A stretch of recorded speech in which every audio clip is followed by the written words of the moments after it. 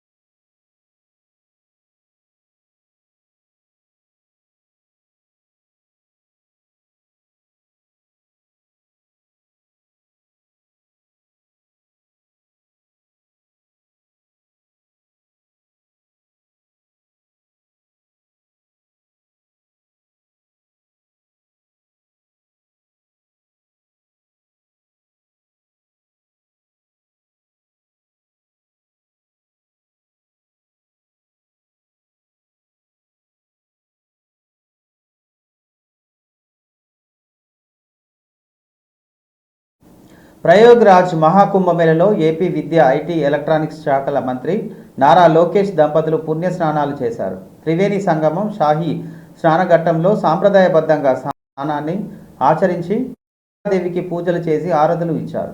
పితృదేవతలను స్మరించుకుంటూ బ్రాహ్మణులకు వస్త్రదానం చేశారు. పూర్వీకులకు మోక్ష మార్గాన్ని ప్రసాదించాలంటూ గంగాదేవిని ప్రార్థించారు. కుంభమేళ ప్రాంగణంలో ప్రతిధ్వనించే కీర్తనలు, నది సంగమం వద్ద పవిత్ర పూజలు మధ్య ఆధ్యాత్మిక కార్యక్రమాల్లో లోకేష్ దంపతులు మమేకమయ్యారు.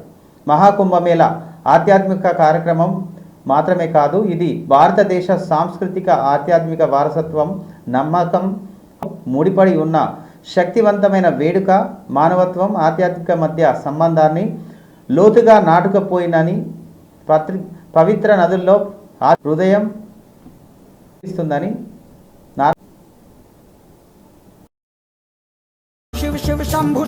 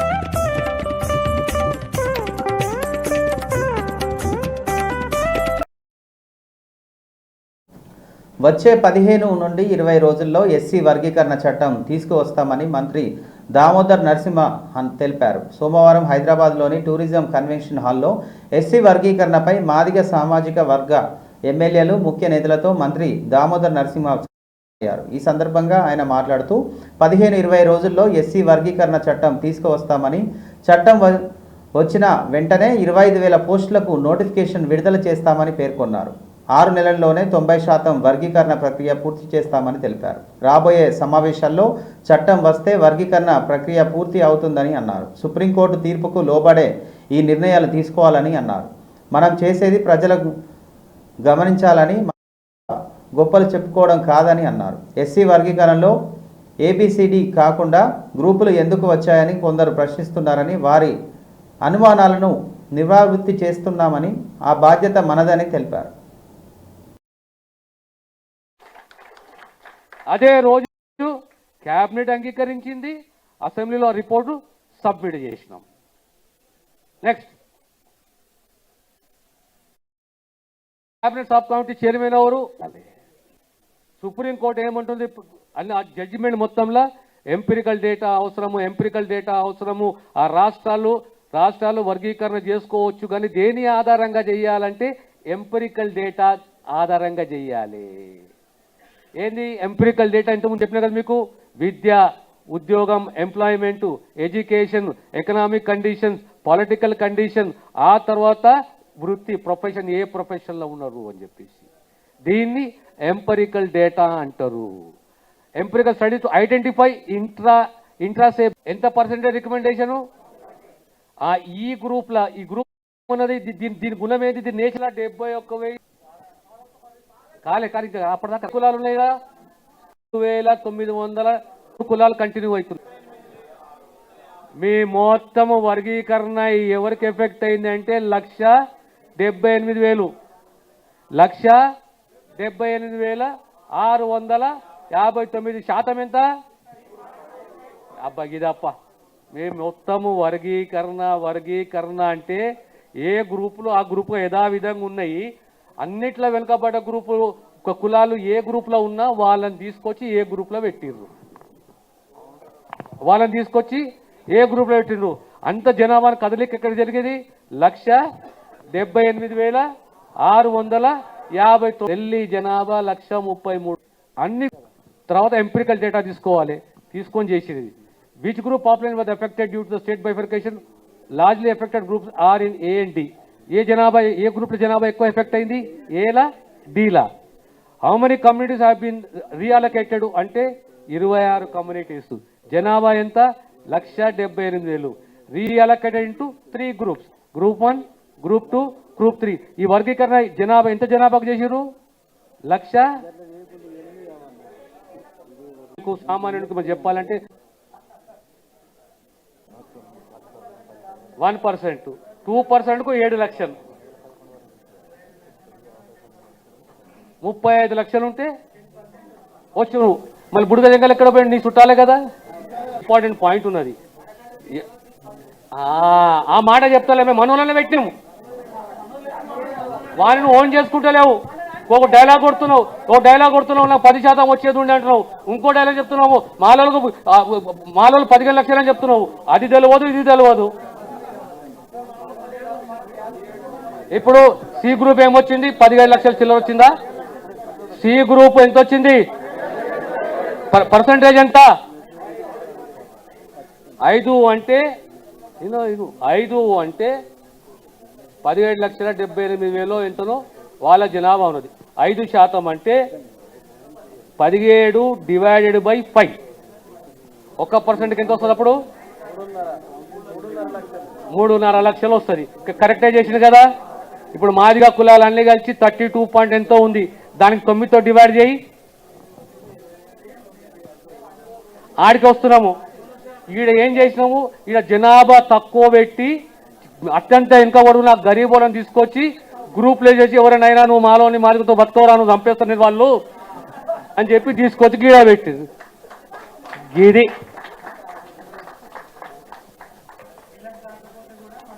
మళ్ళీ వానికి ఇంకోటి క్యారీ ఫార్వర్డ్. ఇంకోటి ఏంది? సింపుల్ క్వశ్చన్ యార్. So 1% is equal to 3.5 lakhs. అంతే కదా. But the first group carries 1.71 population ఉంది. ఎంత? 71,000. ఒకటి వాళ్ళకి 1% ఇచ్చింది. మాట్లాడుకోవాలి, చర్చించుకోవాలి, ఒక మార్గంలో ముందుకు పోవాలని చెప్పేసి ఆలోచన చేస్తున్నామా? ఆ జడ్జిమెంట్ మొత్తం చదివితే మనకు అర్థమవుతుంది.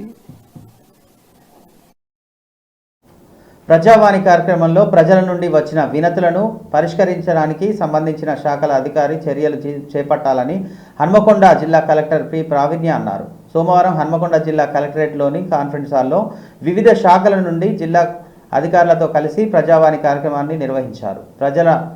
ప్రజల నుండి వచ్చిన దరఖాస్తులను జిల్లా కలెక్టర్ ప్రావీణ్య, ఆదిలాబాద్ జిల్లా కలెక్టర్ వెంకటరెడ్డి, గణేష్ వినతులను స్వీకరించారు.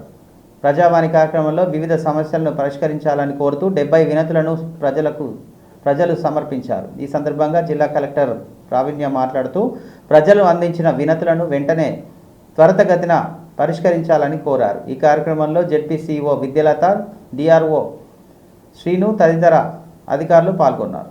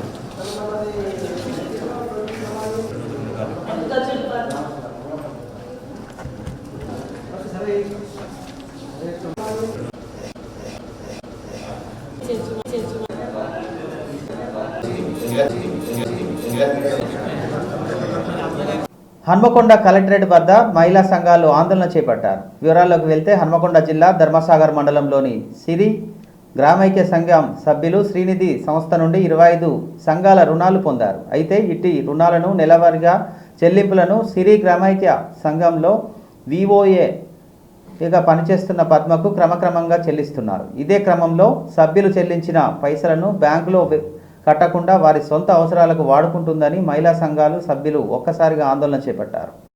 సుమారు 17 లక్షల రూపాయల వరకు చెల్లించిన డబ్బులను వాడుకుందని సభ్యులు తెలిపారు. ఇది ఇలా ఉంటే విఓగా పనిచేస్తున్న పద్మ అందరికీ ఒక్కసారిగా షాక్ ఇచ్చింది. కోర్టు నుంచి మమ్మల్ని కాపాడాలని, మా ఇంటికి ఎవరు రావద్దంటూ లీగల్ నోటీసులు జారీ చేసింది పద్మ. దీంతో మాకు న్యాయం చేయాలంటూ కోరుతూ సోమవారం ప్రజావాణి కార్యక్రమంలో హన్మకొండ జిల్లా కలెక్టర్ ప్రావీణ్యకు వినతి పత్రం అందజేశారు. తక్షణమే విఓఏగా పనిచేస్తున్న పద్మపై చర్యలు తీసుకోవాలని అధికారులకు ఆదేశాలు జారీ చేశారు జిల్లా కలెక్టర్ ప్రావీణ్య.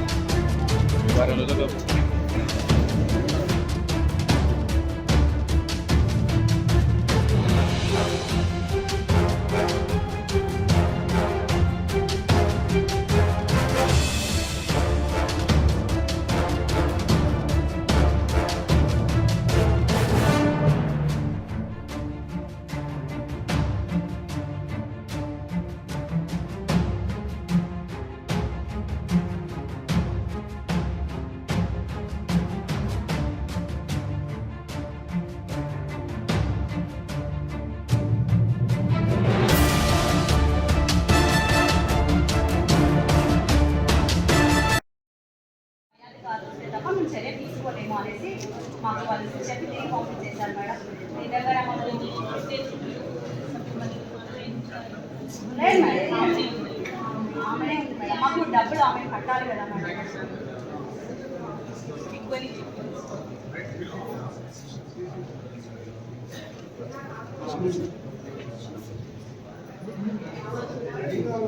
అధికారులు వస్తే తప్ప మేము చర్య తీసుకోలేము అనేసి మాకు వాళ్ళు చెప్పి తిరిగి పంపించేశారు. హెచ్ఎస్జి మెంబర్లము మేమందరం వివో నుండి శ్రీనిధి లోన్లు పొంది ఉన్నాము, రుణాలు పొంది ఉన్నాము. ఆ రుణాలు చెల్లింపు ఎలా అంటే మేము వివోలో 19వ తారీఖు మీటింగ్ ఉంటుంది మాకు. ఆ మీటింగ్లో చెల్లింపులు చేసేవాళ్ళం. ఆ చెల్లింపులలో ఏమైంది అంటే అవి మా వివోకి అంటే శ్రీనిధి ఖాతాకి ట్రాన్స్ఫర్ అవ్వలేదు. ట్రాన్స్ఫర్ అవ్వకపోవడం వల్ల వివో ఎన్పిఐ రావడం జరిగింది. దాంతో సభ్యులందరము అంటే వివోలో ఉన్న ఆల్ మెంబర్స్ అందరం కలిపి ఆడిట్ పెట్టుకోవాలని మీటింగ్ పెట్టుకున్నాం. ఆ మీటింగ్లో ఏమైందంటే ఆ ఆడిట్లో ఒక 13 లక్షల చిల్లర తేడా వచ్చింది. శ్రీనిధి డబ్బులు 4 లక్షల చిల్లర పావుల వడ్డీలు విఎల్ఆర్ గవర్నమెంట్ మాకు తిరిగి ఇచ్చే డబ్బులు తేడా వచ్చింది. ఆ డబ్బులను వివోఏ పద్మ గారు తన సొంత ఖర్చులకు నేను వాడుకున్నాను, నేను తిరిగి వివోకి చెల్లించేస్తాను అని చెప్పేసి మాకు తీర్మానం రాసిచ్చారు. తీర్మానం రాసిచ్చిన తర్వాత మళ్ళీ మా వివోలో ఉన్న నలుగురు లీడర్లు అంటే తనే మాకు కమిటీ చేసి మమ్మల్ని ఆడిట్లో కూర్చోబెట్టిన ఆమెనే మళ్ళీ మా నలుగురు లీడర్ల పైన ప్లస్ నలుగురు అధికారుల పైన ముగ్గురు అధికారుల పైన నలుగురు సభ్యుల ఎస్హెచ్ఈ లీడర్ల పైన మాకు లీగల్ నోటీసులు జారీ చేసింది. దానివల్ల మాకు ఆమె మరి డబ్బులు కట్టడం లేదు, ఏం చెప్పడం లేదు. మళ్ళీ మాకు ఒప్పుకున్న తర్వాత కూడా లీగల్ నోటీసులు ఇవ్వడం ఏందనేసి మేము కలెక్టర్ తోటి చెప్పుకుందామని ఇక్కడ వరకు వచ్చినాం. స్టేషన్కి వెళ్ళాము. స్టేషన్కి వెళ్తే స్టేషన్లో ఏమన్నారంటే మీ పై అధికారులు వస్తేనే మేము పట్టించుకుంటాం, మీ పై అధికారులు రావాలనేసి వాళ్ళు మమ్మల్ని తిరిగి పంపించేశారు స్టేషన్కి వెళ్తే. ఇక ఆ తర్వాత అక్కడ నుంచి మళ్ళీ మేము ఇక్కడికి వచ్చాము. కమిటీ మెంబర్లు ఈ సినిమాలో రికవరీ కోసం అని వివోఏనే మమ్మల్ని కమిటీ మెంబర్లుగా నిర్ణయించింది. లెక్కలు జరిగే సమక్షంలో మమ్మల్ని అందరినీ కూర్చొని మీరే చేయండి లెక్కలు ప్రతిదీ అని బుక్ ఎవిడెన్స్ తోటే లెక్కలు చేసినాము. దాంట్లో వచ్చిన లెక్కలు ఒప్పుకొని కడతా అని చెప్పింది. మళ్ళీ మాకు లీగల్ నోటీసులు పంపించడం జరిగింది. దానివల్ల ఇప్పుడు మేము అందరం కష్టపడి కూలీ చేసి కట్టుకునే మెంబర్లం మేమందరం. అలాంటి డబ్బులు ఆమె స్వాహా చేసి మళ్ళీ తిరుగు మా మీదనే లీగల్ నోటీసులు పంపించడం జరిగింది. ఎంత డబ్బులు తీసుకున్నది? ఆడిట్ లో 13 లక్షల చేంజ్ తేలింది. పావుల వడ్డీలు అంటే 2021లో మాకు 12 లక్షలు వచ్చినాయి. వస్తే ఒక 9 లక్షల వరకే 8 లక్షల చిల్లర ఇచ్చింది అమౌంట్. ఇంకా 4 లక్షల డబ్బులు ఇవ్వాలి. ఇంకా పావుల వడ్డీలు ఇంకా సంఘాలకు ఇవ్వలేదు అన్నట్టు. అవి ఇవి మొత్తం అమౌంట్ 17 లక్షల అమౌంట్ ఇవ్వాలి ఆమె. ఇంకా 2 సంఘాల అమౌంట్ ఇంకా ఆమె నా సొంత డబ్బులే నేను ఇస్తాను అని ఆ 2 సంఘాలు కూడా ఒప్పుకొని మళ్ళీ మాకు లీగల్ నోటీసులు పంపించింది. సిరి వివో ఏం పేరు? పద్మ, పుట్ట పద్మ. హనుమకొండ నుండి కేవలం 20 కిలోమీటర్ల దూరంలో మండలం గూడూరు విలేజ్ సమీపం పచ్చని చెట్ల మధ్యలో ప్రకృతి అందాలతో పొలాల మధ్యలో సాధన విలేజ్ రిసార్ట్ మీకోసం. Sadhana village resorts games room, playground, swimming pool, sound system, food supply, మీకు కావలసిన వస్తువులు 4 ఏసీ కాటేజ్లతో ఆహ్లాదకరమైన ప్రదేశంలో తీర్చిదిద్దాం. Sadhana lodge, AC, non AC rooms, Alankar centre, Hanumakonda సౌకర్యం కలదు.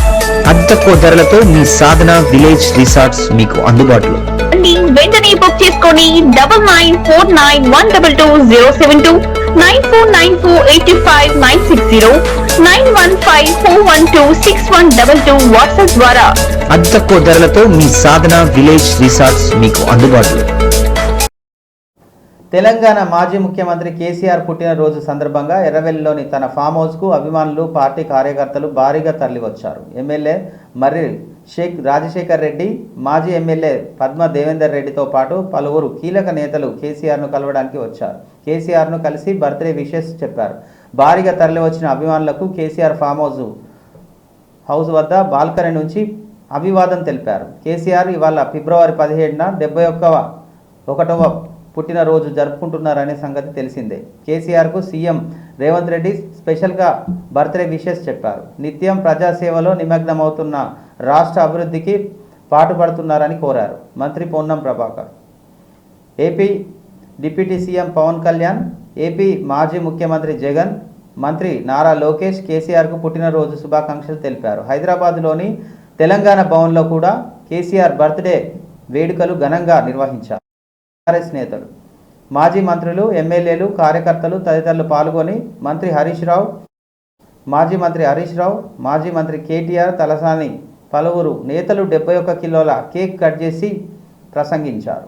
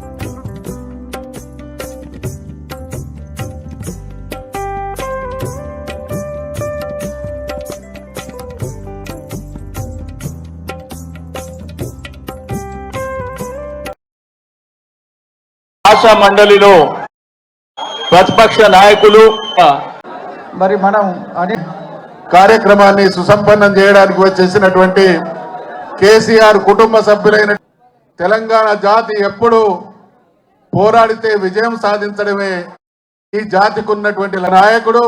తెలంగాణ ఇవాళ రేపు మన మహమూద్ అలీ గారు 15 సంవత్సరాల వయసులో ఆనాడు 69 తెలంగాణ ఉద్యమంలో పాల్గొని జై తెలంగాణ అని పోరాడిన నాయకుడు కేసీఆర్.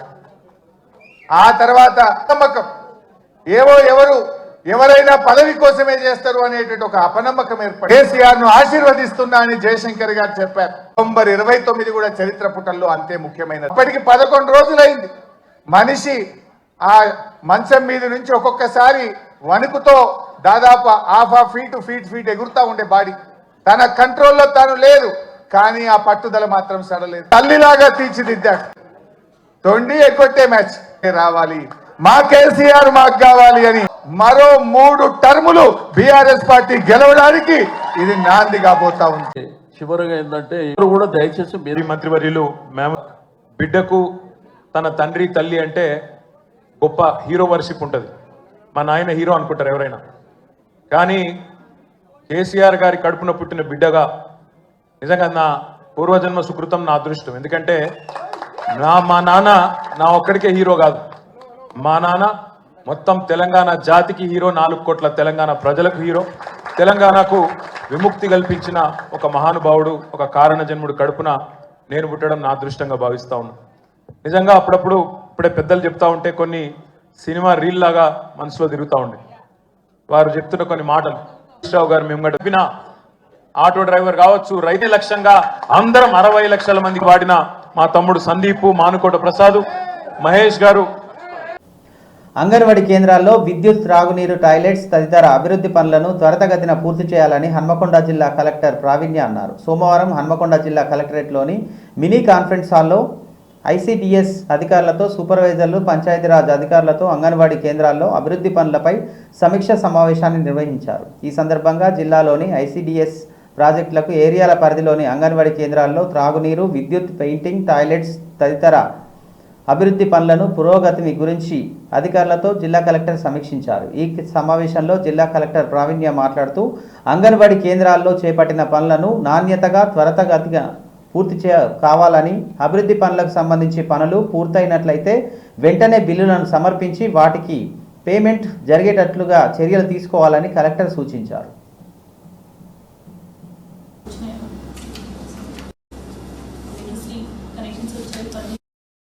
కనెక్షన్స్ కూడా ఓల్డ్ వాటి నుండి ఆల్రెడీ వాళ్ళకి ఉంటే ఆ వైర్ తీసి ఇచ్చారు. నెక్స్ట్ ఇప్పుడు ఎక్కడైతే వర్క్స్ అయినాయో అక్కడ ఫ్యాన్స్, లైట్స్ కనెక్షన్స్ స్టేటస్ ఎన్నికి ఇచ్చాం 100గా అన్నిటికీ అయిపోయింది. అడిషనల్ శాంక్షన్ కూడా అవసరం లేదు.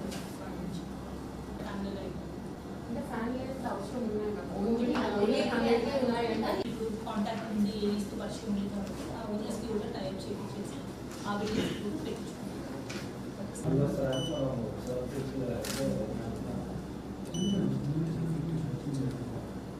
Toilet was supposed to be a child friendly toilet with a specific design.